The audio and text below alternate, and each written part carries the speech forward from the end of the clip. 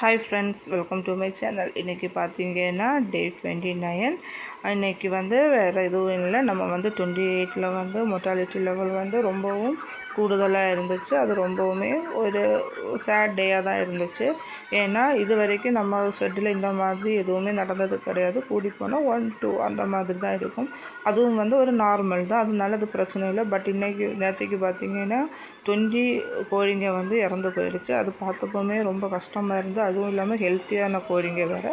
But இது வேறு எதுவும் இல்லை, அவங்களோட மிஸ்டேக் தான். ஏன்னா 27-28 ஆகும்போது அவங்க இந்த கோழிகளை கொண்டு போகணும் அப்படின்னா எல்லா கோழிகளிலும். ஏன்னா அது ஸ்பேஸ் இல்லைன்னு நல்லாவே தெரியும். பட் அவங்க கோழிகளை கொண்டு போகலை. பட் அவங்க ஒரு நாள் கழித்து கொண்டு போகலான்னு அவங்களோட பிளானில் இருந்துச்சு. பட் அது என்ன ஆச்சுன்னா, அந்த 28 ஈவினிங்கே 20 கோழிகள் இறந்து போயிடுச்சு. என்ன ஒன்றும் பண்ண முடியாது, ரொம்ப கஷ்டமாக தான் இருந்துச்சு. அதுவும் இல்லாமல் ரொம்ப என்னவாக இருந்ததுன்னா, கோழிகளுக்கு ஸ்பேஸும் இல்லை, ரொம்ப ஹீட். அன்னைக்கு பார்த்திங்கன்னா நல்ல ஹீட்டாகவும் இருந்துச்சு, வெயில். ஸோ இதனாலேயே கோழிங்க இறக்கிறதுக்கு ஒரு காரணமாக இருந்து. பட் இனிமேல் நம்ம அந்த தப்புகள் பண்ணக்கூடாது. ஏன்னா நெக்ஸ்ட்டு டைம் நம்ம ஒரு பேட்ச் போடும்போது நமக்கு இப்போ ஒரு ஐடியா இருக்கும். இந்த மாதிரி 27-28 ஆகும்போதே கோழிங்க 2 கிலோவுக்கு உள்ளால இருந்துடும். நம்ம அந்த மாதிரி இருக்கும்போது கோழிகளை ஸ்பேஸ் இல்லைன்னா அவங்கள்ட்ட இன்ஃபார்ம் பண்ணால் போதும், அவங்க எடுத்துகிட்டு போயிடுவாங்க. ஏன்னா நான் சொன்ன போல இப்போ சவர்மா அந்த மாதிரி ஃபுட்டுக்கெல்லாம் 2 கிலோ வெயிட்டுக்கு கீழே தான் இருக்கணும். அப்போ தான் அந்த கோழிகளை அவங்க கொண்டு போவாங்க. அப்படி நைட்டோட நைட்டாக கோழிங்களை ஒரு 300 கோழிங்களை எடுத்துகிட்டு போயிட்டாங்க அவங்களோட தேவைக்கு. அதுக்கப்புறம் பார்த்திங்கன்னா ஷெட்டு கொஞ்சம் ஃப்ரீ ஆகிடுச்சு. தென் மார்னிங் நாங்கள் அதே போல் போய் பார்த்தோம். கொஞ்சம் ஒரு டென்ஷனாக தான் பார்த்தோம், இனி ஏதாச்சும் மொர்டாலிட்டி ஆகுமான்னு. பட் போய் பார்த்தப்போ கோழிங்க நல்லா ஹெல்த்தியாக தான் இருக்குது.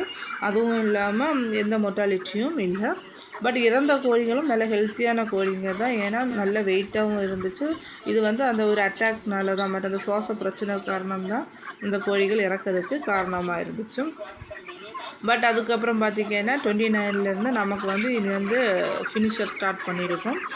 ஏன்னா ஸ்டார்டர் வேறு கம்ப்ளீட் ஆகிடுச்சு. இன்னையிலேருந்து நம்ம கொடுக்க போகிறது ஃபினிஷர் ஆகும். இதை பார்த்தாலே உங்களுக்கு தெரியும் எவ்வளவு பெருசாக ஒரு பெல்லட்டில் இருக்குதுன்னு உங்களுக்கு நல்லா தெரியும். இதில் கூடுதலும் ட்ரை ஃபிஷ்ஷும் தென் சோயா, மக்காச்சோளம் அந்த மாதிரி ஐட்டங்கள் தான் அதிகமாக சேர்த்துருப்பாங்க. ஏன்னா கோழிங்களுக்கு இனி வெயிட்டு போடுறதுக்கு வேண்டி.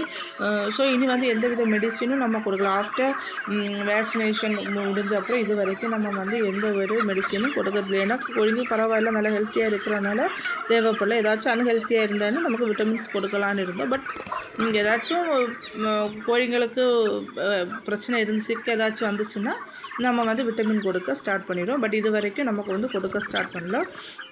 அதுக்கப்புறம் ஒன்று என்னென்னா, கோழிங்க ஹெல்த்தாக அன்ஹெல்த்தியான்னு எப்படி கண்டுபிடிக்கலான்னா, நம்ம இப்போ கோழிங்க தான் இருக்குது.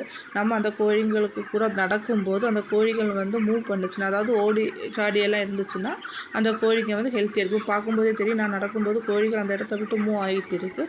ஸோ அந்த மாதிரி கோழிங்க நல்ல ஹெல்த்தியான கோழிங்க. அதுவே நம்ம போகும்போது கோழிங்க அசராமல் அப்படியே உட்காந்துட்டே இருந்துச்சுன்னா அது அன்ஹெல்த்தியான கோழியாகும். அப்போ உடனே அது என்ன பண்ணணும்னா, நம்ம அந்த கோழியை எடுத்து ஷெட்டுக்கு வெளியில் கொஞ்சம் நேரம் கொண்டு உட்கார வைக்கணும். நம்ம அதுக்கு கூட தான் இருக்கணும், அப்படி விட்டுட்டு வரக்கூடாது. அந்த கோழியை கொண்டு கொஞ்சம் நேரம் வெளியில் வைக்கணும். வைக்கும்போது அதோட அந்த அட்மாஸ்பியர் கொஞ்சம் மாற்றம் வரும். ஏன்னா இங்கே நெருங்கி எல்லாம் இருக்கிறதுனால சூடு இதனால அதுக்கு மீறி சுவாச பிரச்சனைகள் வரலாம். பட் நம்ம கொஞ்சம் வெளியில் கொஞ்சம் உட்காரும்போது நல்லா காற்றெல்லாம் கிடச்சி அது கொஞ்சம் ஹெல்த்தி ஆகும். அதுக்கப்புறம் நம்ம ஷெட்டுக்கு உள்ளால் கொண்டு விட்டுறலாம். இதுதான் இப்போ நம்ம செய்ய வேண்டிய ஒரு விஷயம். அதுவும் இல்லாமல் நமக்கு டே 29னால இனி கொஞ்சம் ஒர்க்கும் கொஞ்சம் கூடுதலாக இருக்கும். வேறு ஒன்றும் இல்லை, மழையாக இருந்தால் பிரச்சனை கிடையாது. பட் வெயிலாக இருக்கும்போது நம்ம இடைக்கிடைக்கு ஒரு 1 ஹவர் கோரிக்கை நம்ம செக் பண்ணிகிட்டே தான் இருக்கணும். ஏன்னா ஹீட்டு பிரச்சனை, கோழிகளுக்கு சூடு ஆகாது. அந்த ஒரு ரீசன்னால தான் நம்ம போய் பார்க்கும்போது நமக்கு இந்த மாதிரி கொஞ்சம் கோழிகளை நடக்க வைக்கும்போது நமக்கு தெரியும் எது ஹெல்த்தியாக இருக்குது அன்ஹெல்த்தியாக இருக்குதுன்னு நமக்கு ஈஸியாக ஐடென்டிஃபை பண்ணலாம். அது ஒரு டெக்னிக்காக இருக்கும். அதுக்கப்புறம் கோழிகளுக்கு வெயில் சமயம் நிறைய தண்ணியும் வேணும். நமக்கு தேவையான அளவுக்கு ட்ரிங்கர் இருக்குது. பட் இருந்தாலும் ஏன்னா ஒரு ட்ரிங்கரில் போகும்போதே சுற்றி ஒரு 5-6 கோழிக்கு சேர்ந்து இருக்கும்போது சூடு வரும். அதனால் என்ன பண்ணலாம்னு நாங்கள் கொஞ்சம் அங்கேயாட்டு ஒரு பேசினில் தண்ணி வச்சுருக்கோம்.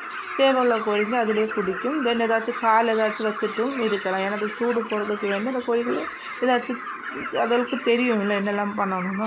அந்த மாதிரி நம்ம வந்து பேசன் போல் வச்சு அதில் கொஞ்சம் தண்ணியெல்லாம் நிறச்சி வைக்கலாம். ஏன்னா வந்து இதுக்கு வந்து ஃபீடர் வந்து ரொம்பவே வெயிட்டு போடுறதுனால கோழிங்க வந்து நிறைய சாப்பிட்டுட்டே இருக்கும். அதுவும் இல்லாமல் ஹீட்டும் உடம்புக்கு வந்துடும் சீக்கிரம். அதனால தான் நமக்கு வந்து தண்ணி நிறைய கொடுக்கணும்னு சொல்கிறது. அப்புறம் பார்த்திங்கன்னா கோழிங்களுக்கு இன்றைக்கி வந்து எந்தவித மொர்ட்டாலிட்டியும் இல்லை. அதுவே ஒரு சந்தோஷம்தான். நம்ம வந்து லாஸ்ட் இதில் நம்ம போட்ட சின்ன ஒரு மிஸ்டேக்னால தான் நமக்கு வந்து மொர்ட்டாலிட்டி ஆக காரணம். ஸோ நமக்கு எக்ஸ்பீரியன்ஸ் கிடையாது. நம்மளும் ஃபஸ்ட்டு பேட்ச், இதிலிருந்து தான் நம்ம கற்றுக்க முடியும். ஸோ இந்த வாட்டி நம்ம என்னெல்லாம் மிஸ்டேக் போட்டிருக்கோன்னு நமக்கு இப்போ கொஞ்சம் தெரியும். ஸோ நெக்ஸ்ட்டு டைம் போடும்போது நமக்கு வந்து இதிலேருந்து நமக்கு வந்து யூஸாக இருக்கும். ஏன்னா இப்போ வந்து கோழிங்க மொர்ட்டாலிட்டினா 27, 28 எல்லாம் வந்து கோழிங்க ஒரு 1.5 கிலோ வெயிட்டெல்லாம் ஆகிடுச்சுனாலே கோழிகளை கொண்டு போகணும். அதில் நமக்கு வந்து இதாக இருக்கணும். தென் ஃபினிஷர் எப்போ ஸ்டார்ட் பண்ணலான்னு தெரியும். தென் மெடிசின் எப்படி கூட எல்லாம் அப்படி நமக்கு எல்லாம் வந்து நமக்கு கொஞ்சம் நம்ம கற்றுக்குறோம். ஸோ நெக்ஸ்ட்டு டைம் வந்து இதை விட பெட்டராக பண்ணணும்னு இருக்கும். பட் பார்க்கலாம். தென் இன்றைக்கி 29. இதே கொஞ்சம் நான் சொன்ன போல தான் நல்லா கேர்ஃபுல்லாக இருக்கணும். அதுவும் இல்லாமல் இனிப்பு வந்து மரப்பொடிகள் தான் உங்களுக்கு பார்க்கும்போதே தெரியும், ரொம்ப ட்ரையாக கட்டியாக இருக்குது. அதுவும் இல்லாமல் நமக்கு வந்து இலக்கி விடவும் கஷ்டமாக இருக்கும். ஏன்னா கோழிகள் வந்து நம்மளை சுற்றியே வரும்போது நமக்கு வந்து இலக்க கஷ்டமாக இருக்கும். அது ஒரு ரீசன். இருந்தாலும் நம்ம வந்து இதை ஆகக்கூடாது. டெய்லி அந்த ஒர்க்கு கண்டிப்பாக பண்ணி தான் ஆகணும். நம்ம கொஞ்சம் ஹைஜீனிக்காலாம் இருந்தால் தான் கோழிகளும் நல்லா ஹெல்த்தியாகவே இருக்கும். தென் அதுக்கப்புறம் வந்து அந்த ஸ்ப்ரே எல்லாம் பண்ண, அது வந்து மூக்கடப்பு இந்த சளி எல்லாம் போகிறதுக்கு வந்து நம்ம வந்து அதை ஸ்ப்ரே பண்ணுறது. அப்புறம் வந்து இன்றைக்கி வந்து வேறு இன்றைக்கி வந்து நல்ல வெயில் தான். இன்றைக்கி 29 இருந்தாலும் இன்றைக்கி நல்ல வெயில் தான். பட் அந்த வெயிலுக்கு கூட நல்ல காற்றும் அடிக்குது. ஸோ பிரச்சனை இல்லை. இனி காற்றும் அடிக்காமல் இருந்தால் நம்ம என்ன பண்ணலான்னா ஒரு ஃபேன் வைக்க வேண்டியதில்லை. அங்கங்கேயே கொஞ்சம் ஃபேன் வைக்கணும். ஏன்னா கோழிங்களுக்கு காற்று கிடைக்கணும். பட் இங்கே வந்து இப்போ வெயிலாக இருந்திருந்தாலும் காற்று இருக்கிறதுனால பிரச்சனை இல்லை. பட் நம்ம வந்து 1 ஹவருக்கு ஒருக்க வந்து செக் பண்ணணும். ஏன்னா கோழிங்க இனி வந்து வெயிட்டு போடுற டைம் ஆகும். ஸோ நம்ம கொஞ்சம் கேர்ஃபுல்லாக இருக்கணும். ஏன்னா அவங்களுக்கு வந்து சூடு வந்து சீக்கிரம் உடம்புல இதாகிடும். அப்போது அந்த ஒரு ரீசன். தென் இப்போ பரவாயில்ல, ஸ்பேஸ் எல்லாம் இருக்குது. ஓகே. இது நம்ம ஒரு பிஸ்னஸ்ன்னு சொல்லும்போது அதில் ஏற்றவும் இருக்கும், இறக்கவும் இருக்கும். அப் அண்ட் டவுன் தான். நம்ம வந்து அதுக்கு அதுக்கு ஒன்றும் பண்ண முடியாது. நடந்து போச்சு. நம்ம இனி திங்க் பண்ணிட்டு இருந்தால் மற்ற வேலைகள் நடக்காது. ஸோ போகட்டும். அது நமக்கு ஒரு பாடம். நம்ம நெக்ஸ்ட் டைம் இதிலேருந்து பெட்டர் பண்ணலான்னு நமக்கு ஒரு ஐடியா இருக்கும். அப்புறம் வந்து கோழிங்களுக்கு வந்து பின்ன அவங்களும் அந்த சூப்பர்வைசரும் வந்து டெய்லி வந்து இப்போ வந்து செக் பண்ணுறாங்க. அவங்க என்றைக்கும் வருவாங்க. பட் என்னவோ நமக்கு ஒரு டைம் சரியில்லை, அவ்வளவுதான். அந்த ஒரு இதில் நம்மளோட சின்ன மிஸ்டேக்னால இதாகிடுச்சு. அதுவும் இல்லாமல் நாங்கள் என்றைக்கு ஈவினிங் சீக்கிரமாக வந்து ஷெட்டை பார்ப்போம். பட் நாங்களும் அன்றைக்கி லேட் ஆகிடுச்சு. எந்த காரணம்னு தெரியல. But okay. இனி நம்ம வந்து அதை சொல்லிவிட்டு இது இல்லை. நம்ம இனி வந்து கோழிங்களை வந்து நல்லா கிளியராக பார்க்கணும். தென் அவங்களும் நல்லா அட்வைஸ், நல்லா ஹெல்ப் எல்லாம் பண்ணுவாங்க என்னெல்லாம் பண்ணலான்னு.